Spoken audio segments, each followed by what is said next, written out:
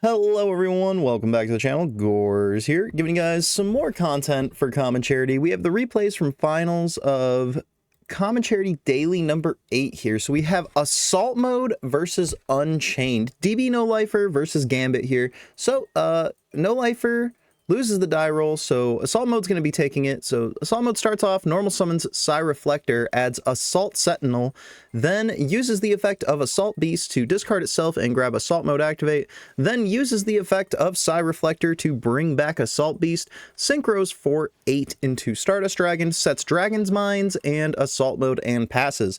The Unchained player draws for turn, and Gambit shotguns Assault Mode activate, summoning out Stardust Dragon Assault Mode.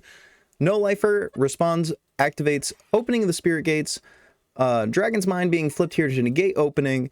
Then No Lifer normal summons out Tour Guide, and Stardust Dragon's going to negate and destroy there, chaining.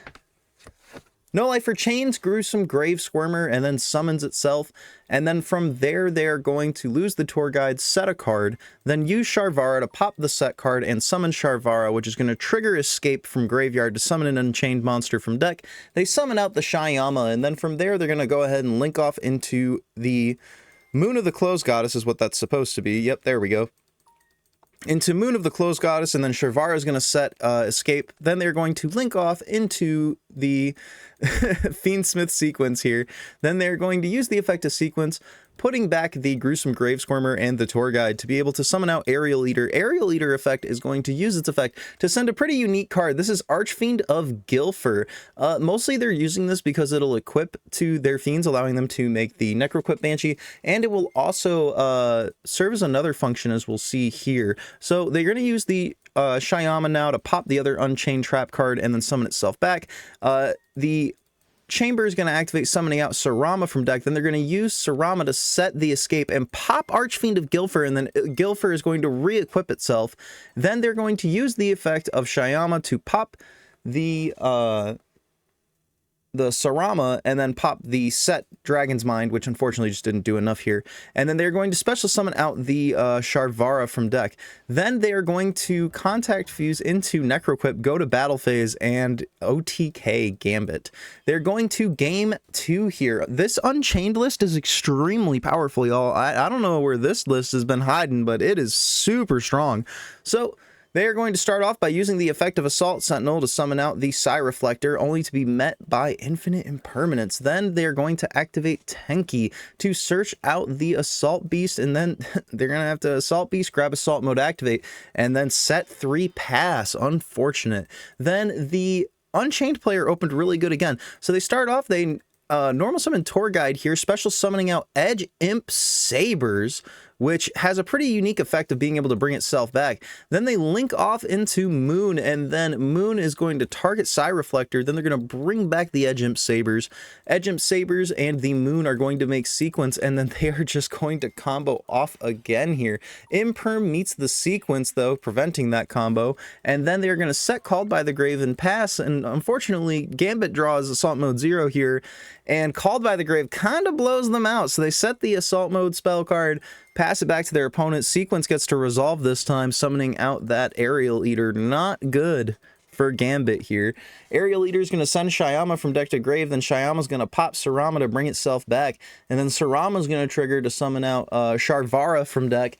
And then from there, they link off the Fiendsmith sequence and the Sharvara into Rattan, and then sequence, or Sharvara is going to set the Unchained Trap. Then they use the effect of Shyama to pop it, the Chamber, and pop the Assault Mode's quick play spell, and then the Trap card engraved is going to trigger and summon out Sharvara from deck. Then they go to Battle Phase, pop the Psy Reflector, and Gambit reveals the set cards to be bluffs, scooping it up. And our Common Charity Daily number 8 champion is DB No Lifer. Let's get into these decks, y'all.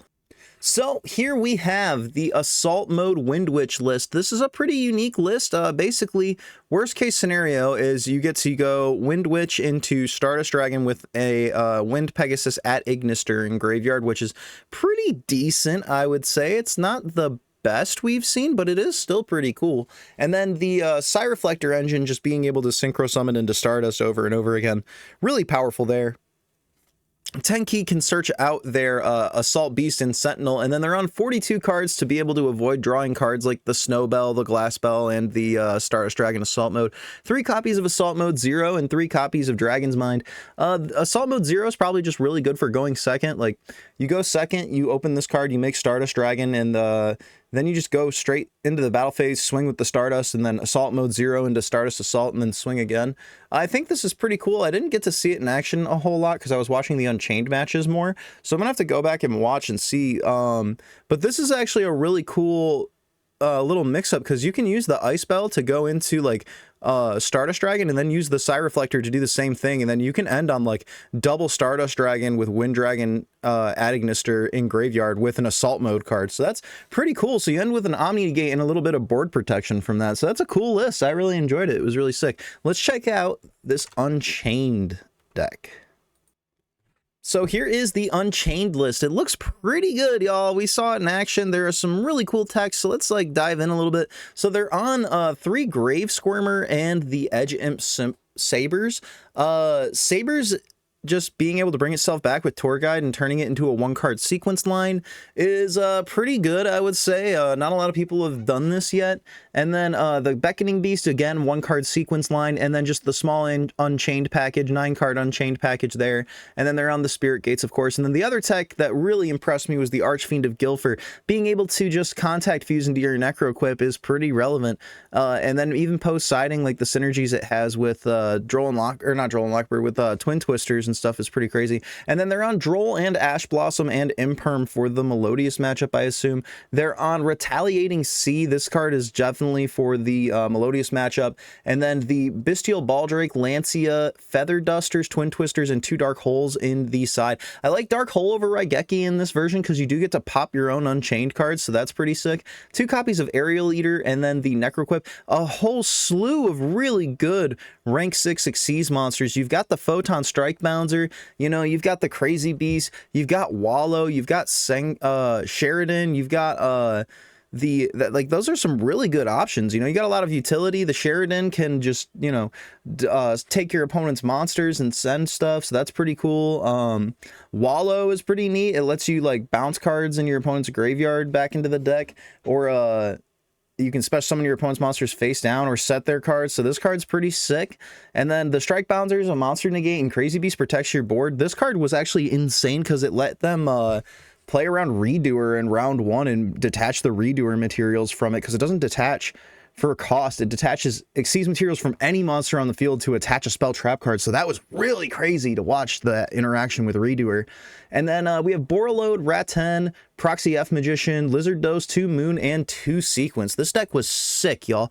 If you guys are wanting to play in one of these, they happen Monday through Friday, 6 p.m. Eastern Standard Time.